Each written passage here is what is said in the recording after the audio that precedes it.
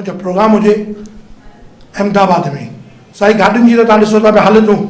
जेॾी महिल वञे गाड़ी फुल आहिनि जेॾी महिल वञे फुल आहिनि भाई मां TCA खे चवां 200 रुपया वठ जॻह ॾे चई न साईं वेकेशन जो टाइम आहे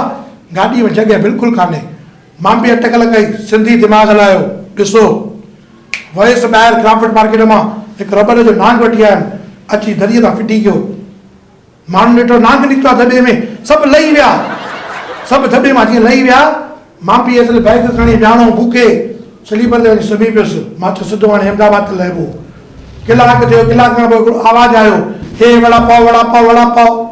मां चयो अलाए कहिड़ी स्टेशन आई आहे जंहिं मां ॿाहिरि निकितुसि ॾिसां त दरीअ खां हिकिड़े माण्हू खां पुछियो भाऊ कहिड़ी स्टेशन आई आहे चई भाऊ इहा बॉम्बे ई आहे मां छो भाऊ गाॾी न हली आहे चई भाऊ छा थियो ख़बर अथव तव्हांखे मां न चई साईं हिन दॿे में न नांग निकितो त इन लाइ दॿो हिते छॾे करे बाक़ी गाॾी अहमदाबाद हली वई अथव इहे अथव 1.5 सियाणप त मां हिते वेठो हुउसि गाॾी हली वई अहमदाबाद साईं गाॾियुनि जे लाइ त हिकिड़ी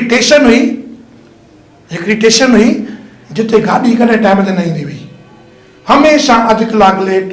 कलाक लेट 2 कलाक लेट 3 कलाक लेट 4 कलाक लेट हिकिड़ो सिंधी पंहिंजी धीअ जी ॾंज खणी वञे पियो चए पियो झूलेलाल अॼु गाॾी टाइम ते अचे भॻवान अॼु गाॾी टाइम ते अचे हुनजो भॻवान खे पुकारणु गाॾी न मिंट हेॾा न मिंट हेॾा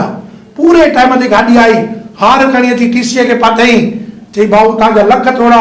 तव्हां गाॾी टाइम ते खणी आयो TCA चई भाऊ इहो हार मूंखे न पाए इहो हार ड्राइवर खे पाए छो जो हिकु कल्ह जी गाॾी अॼु खणी आयो आहे पूरी 24 कलाक लेट साईं अथव असांजी इंडियन रेलवे भॻवान हिननि खे बि सुधारे दोस्तों अगरि तव्हांखे मुंहिंजो वीडियो पसंदि आयो हुजे त हिनखे कमेंट कयो लाइक कयो शेयर कयो ऐं मुंहिंजे चैनल खे सब्सक्राइब कयो